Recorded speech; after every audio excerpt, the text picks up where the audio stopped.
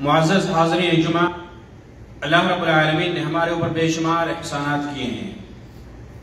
اس کی انگنت نعمتوں کا، احسانات کا ہم شکر ادا نہیں کر سکتے۔ انہی میں سے ایک یہ ہے، اس کی بڑی عظیم نعمتوں میں سے ایک عظیم نعمت یہ ہے کہ اس نے ہمارے لیے، ہمارے اپنوں میں سے، بنو آدم میں سے ہمارے لیے بیویاں بنائیں، جن کے ذریعے سے انسان سکون حاصل کرتا ہے، جن کے ذریعے سے انسان کو جسمانی، قلبی سکون اور راحت محسوس ہوتی ہے، اور یہ اللہ رب العالمین کی بہت بڑی نعمت ہے۔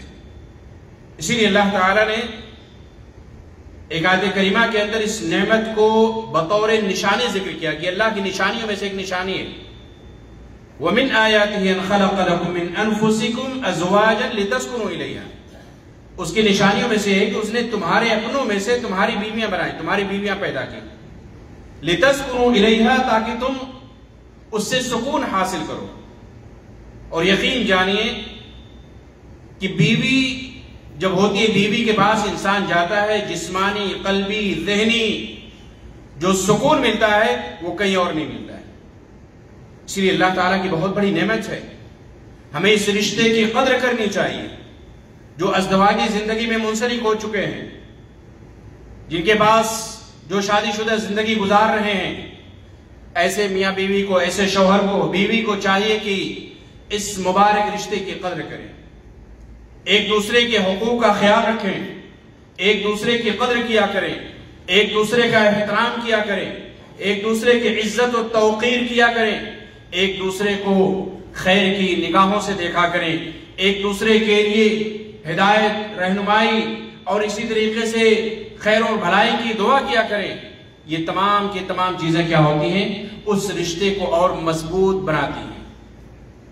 اور یہ میاں بیوی کا رشتہ دو اجنبیوں کے درمیان جو نکاح کے ذریعے سے یہ جو عقد ہوتا ہے، جو ایگریمنٹ ہوتا ہے، اللہ تعالیٰ نے قرآن کے اندر اس کو یاد دلایا ہے کہ یہ کیا ہے؟ یہ تمہارے اندر جو ایک عظیم ایگریمنٹ ہے، یہ عقد ہے، اس کا پاس و لحاظ کرنا، اس کی پاسداری کرنا، اس کا خیال رکھنا ہر شخص کی ذمہ داری ہے۔ اللہ تعالیٰ نے بیان فرمایا وَإِنْ أَرَدْتُمُ اسْتِبْدَالَ زَوْجٍ مَكَانَ زَوْجٍ وَآتَيْتُمْ إِحْدَاهُنَّ قِنطَارًا فَلَا تَأْخُذُوا مِنْهُ شَيْئًا، کہ اگر تم دوسری شادی کرنا چاہتے ہو، دوسری بیوی لانا چاہتے ہو، تو پہلی بیوی کو جو تم نے دے دیا اس سے ظلم اور تعدی کرتے ہوئے اس سے وہ چیزیں نہ لو، زبردستی وہ چیزیں نہ لو جو تم نے اپنی بیوی کو دے رکھا ہے۔ کیوں؟ وَكَيْفَ تَأْخُذُونَهُ وَقَدْ أَفْضَىٰ بَعْضُكُمْ إِلَىٰ بَعْضٍ وَأَخَذْنَ مِنْكُمْ مِيثَاقًا غَلِيظًا، تم نے اس سے فائدہ اٹھایا، تم نے اس سے بھرپور فائدہ اٹھایا، تم نے اس کو اپنے لیے حلال سمجھا، وہ تمہارے لیے حلال ہوئی، اور پھر جب تمہارے درمیان انبن ہو رہی ہے تو پھر وہ چیزیں تم اس سے زبردستی کیسے لے رہے ہو؟ تو اس لیے میاں بیوی کا ایک دوسرے کا احترام کرنا، ایک دوسرے کی عزت کرنا، وہ اس رشتے کو اور زیادہ محبوب بنا دیتا ہے اور زیادہ مضبوط بنا دیتا ہے۔ اسی لیے شریعت اسلامیہ نے بہت ساری جگہوں پہ قرآن کے اندر، احادیث کے اندر اس بہترین اور مبارک رشتے کو مضبوط بنانے کے لیے ہماری رہنمائی فرمائی ہے۔ اللہ رب العالمین نے بیان فرمایا وَعَاشِرُوهُنَّ بِالْمَعْرُوفِ، کہ ان کے ساتھ کیا ہے؟ اپنی بیویوں کے ساتھ بہترین معاملہ کیا کرو، اچھے سے پیش آیا کرو۔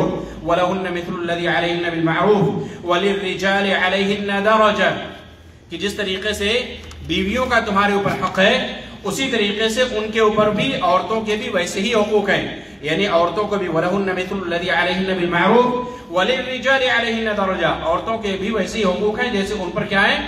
مردوں کے حقوق ہیں، لیکن مردوں کا مرتبہ اور مقام اللہ تعالیٰ نے بڑھا کر رکھا ہے۔ مردوں کو اللہ نے افضلیت عطا کی ہے، مردوں کو فوقیت دی ہے، لیکن عورتوں کے بھی حقوق ہیں، دونوں کے کیا ہے؟ ایک دوسرے کے اوپر حقوق ہیں، ان حقوق کی پاسداری کرنا، ان حقوق کا لحاظ کرنا میاں بیوی کے لیے ضروری ہے۔ اللہ کے نبی علیہ الصلوۃ والسلام نے ارشاد فرمایا وَاتَّقُوا اللَّهَ فِي النِّسَاءِ، کہ عورتوں کے بارے میں اللہ سے ڈرتے رہا کرو، عورتوں کے بارے میں اللہ سے ڈرتے رہو، اس لیے کہ تم نے ان کو اللہ کے امان کے ذریعے سے تم نے اس کو حاصل کیا ہے، نکاح کے ذریعے سے، اور اس کی شرمگاہ تمہارے لیے کیا ہے؟ نکاح کے ذریعے سے حلال ہوئی ہے، اور تمہارے اوپر یعنی تمہارا حق ان کے اوپر کیا ہے؟ کہ وہ اپنے کمروں کے اندر، اپنے گھروں کے اندر، اپنے بستر پر ایسے لوگوں کو آنے نہ دیں جس کو تم ناپسند کرتے ہو. یعنی شوہر کا حق بیوی کے اوپر کیا ہے کہ بیوی اپنے گھر کے اندر شوہر کے گھر میں ایسے شخص کو آنے نہ دے جس کو شوہر ناپسند کرتا ہو. یہ کیا ہے؟ یہ ایک دوسرے کے حقوق میں سے ہے.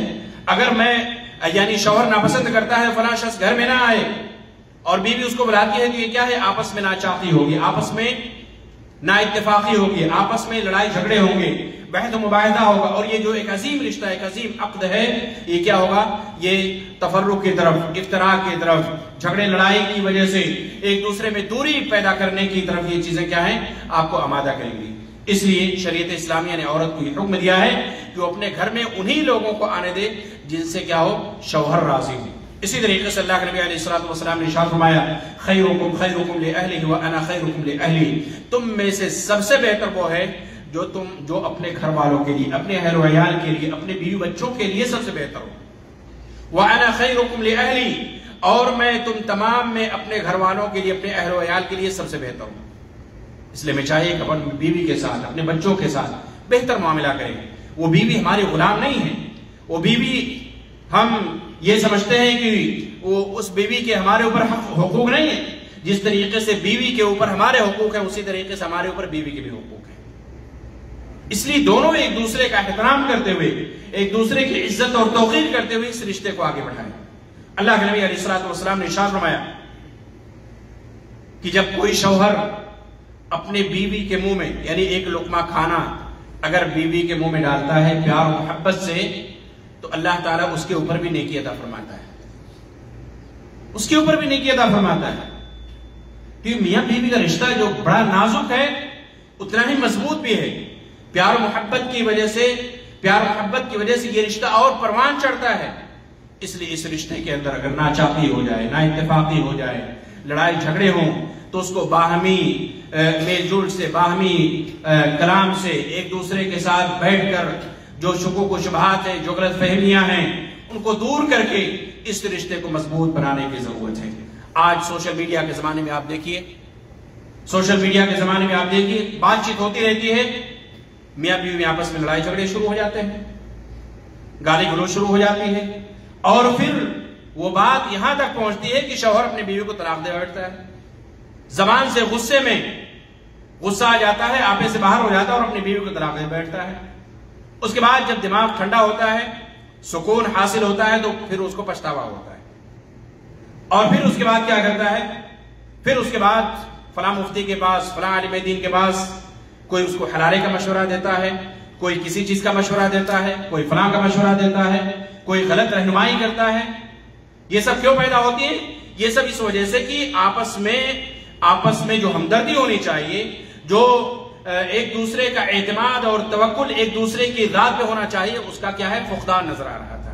اور شیطان کے وسوسوں کے ذریعے سے، شیطانی حرکات کے ذریعے سے اس آپسی جو ایک مضبوط رشتہ ہے اس کے اندر دوری پیدا ہوئی.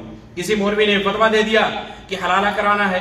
اب وہ شخص اپنی بیوی کو دوبارہ اس کی زوجیت میں آ جائے، وہ ایک غیر مرد سے یعنی اجنبی سے مؤقتاً چند گھنٹوں کے لیے، 1 گھنٹے کے لیے، 24 گھنٹے کے لیے، 1 دن کے لیے، 1 ہفتے کے لیے نکاح پڑھاتا ہے، اس شرط کے ساتھ کہ وہ اس پیریڈ کے بعد وہ اس کو طلاق دے دے گا. یہ شریعت کے اندر کہاں تک جائز اور درست ہے؟ یہ حلالہ نہیں بلکہ یہ حرام ہے. میرے عزیز ساتھیوں، اللہ کے نبی علیہ الصلوۃ والسلام نے ایسے لوگوں کے اوپر لعنت بھیجی ہے جو کسی سے حلالہ کرتے اور کرواتے ہیں. جو حلالہ کرنے والا ہے، جس کے لیے حلالہ کروایا جائے، ان تمام لوگوں کے اوپر اللہ کے نبی علیہ الصلوۃ والسلام نے لعنت بھیجی ہے. اور یہ تمام آج دیکھیے سوشل میڈیا کے زمانے میں یہ مسائل، یہ اس طریقے کے کیسز آئے دن پیدا ہوتے ہیں. لوگ واٹس ایپ پہ آپ نے لکھ کے بھیج دیا، آئیمو پہ آپ نے لکھ کے بھیج دیا، آپ نے فون پہ بول دیا آپ پردیس میں، آپ سعودی عربیہ کے اندر ہیں. اس کے بعد دونوں کا جو تھوڑا بہت سکون بچا ہوا ہے پھر سکون غارت ہو جاتا ہے. یہاں شوہر پریشان، وہاں گھر والے پریشان، وہاں بیوی پریشان، اس کے بچے پریشان. یہ تمام کی تمام چیزیں کیوں ہوتی ہیں؟ اس لیے کہ دونوں ایک دوسرے کے حقوق سے ناواقف ہیں. شریعت نے جو حقوق بیان کیا ہے، شوہر کو جو مقام دیا ہے، بیوی اس کو نہیں سمجھتی ہے. بیوی کا جو مقام شوہر کے نزدیک ہے وہ مقام شوہر نہیں سمجھتا ہے، جس کی وجہ سے دونوں میں نا اتفاقی، ناچاقی ہوتی ہے اور وہ معاملہ طلاق تک پہنچ جاتا ہے.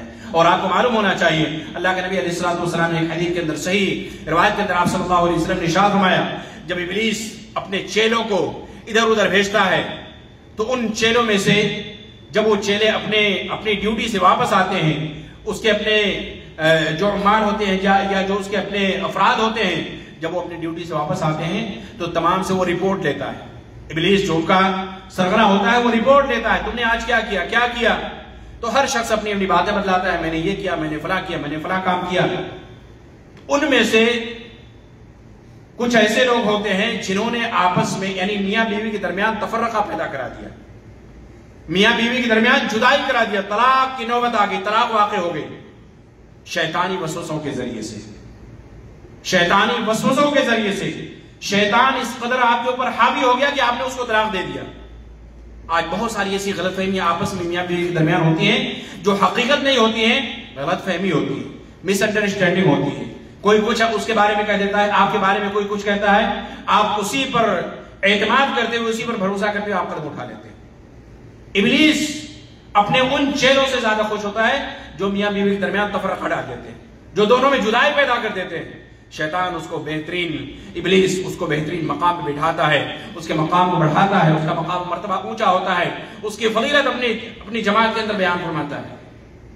اس لیے ہمیں چاہیے کہ ہم محتاط رہا کریں، اور خواتین کو بھی چاہیے، بیویوں کو بھی چاہیے کہ شریعت نے جو محدود دائرہ آپ کے لیے بنا رکھا ہے اسی میں اپنی زندگی بسر کیا کریں. شوہر کا احترام کیا کریں، شوہر کی عزت کیا کریں. شوہر ہی آپ کی دنیا ہے. اگر شوہر کی اطاعت و فرمانبرداری آپ نہیں کریں گی، دنیا کے اندر بھی آپ رسوا ہوں گی اور آخرت کے اندر بھی آپ کے لیے رسوائی ہوگی.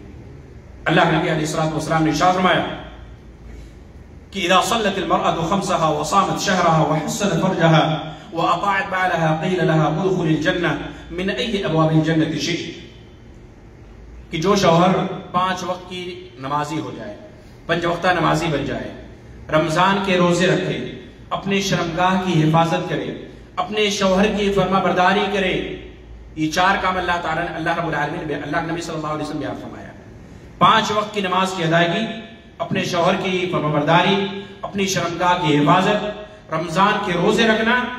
اگر یہ 4 کام شوہر عورت بیوی بخوبی انجام دے دیتی ہے تو اللہ کے نبی صلی اللہ علیہ وسلم نے اس کی فضیلت بیان فرمایا کہ اس سے کہا جائے گا کہ جنت کے جس دروازے سے چاہو داخل ہو جاؤ. یہ معمولی فضیلت نہیں ہے عورت کے لیے، شوہر بیوی کے لیے. جنت کی جو 8 دروازے ہیں، عورت کو یہ اجازت دی جائے گی، یہ اختیار دیا جائے گا وہ جس دروازے سے چاہے وہ جنت کے اندر داخل ہو جائے. لیکن افسوس کا مقام ہے کہ آج خواتین کے اندر بہت ساری برائیاں ہیں، بیویوں کے اندر بہت ساری برائیاں ہیں. انہی میں سے شوہر کی نافرمانی ایک بہت ہی بڑی برائی ان کے اندر موجود ہے. شوہر کی نافرمانی، شوہر کی جو نعمتیں ان کے اوپر ہیں ان کی ناشکری، یہ عورتوں کے اندر بھری پڑی ہے. عورت کی عزت کرنا، ان کی اطاعت کرنا، ان کی فرمانبرداری کرنا، ان کی باتوں کو ماننا. شوہر جن چیزوں کو پسند کرتا ہے آپ اس کو پسند کریں، جن کاموں کو ناپسند کرتا ہے آپ ان کو ناپسند کریں. شوہر کی باتوں کو مانیں، اس کے حقوق کا خیال رکھیں. شریعت نے جو آپ کے حدود، آپ کے دائرے بنا رکھے ہیں اس سے باہر نہ نکلے، اس کو تجاوز نہ کریں. تو آپ کی یہ دنیا بھی جنت بن جائے گی اور آخرت میں جو جنت اللہ نے بنا کر رکھی ہے وہ جنت بھی آپ کے لیے تیار ہے. اس لیے اس رشتے کو، جو شادی شدہ زندگی ہے، جو ازدواجی زندگی ہے، اس کو مضبوط بنانے کے لیے، اس عہد و پیمان کو، اس عقد کو، اس میثاق کو انجام تک پہنچانے کے لیے ضروری ہے کہ ایک دوسرے کا احترام کریں، ایک دوسرے کی عزت کریں، ایک دوسرے کی توقیر کریں، ایک دوسرے کے حقوق کا خیال رکھیں. اللہ تعالیٰ مجھے اور آپ کو کہنے سننے زیادہ عمل کرنے کی توفیق عطا فرمائے.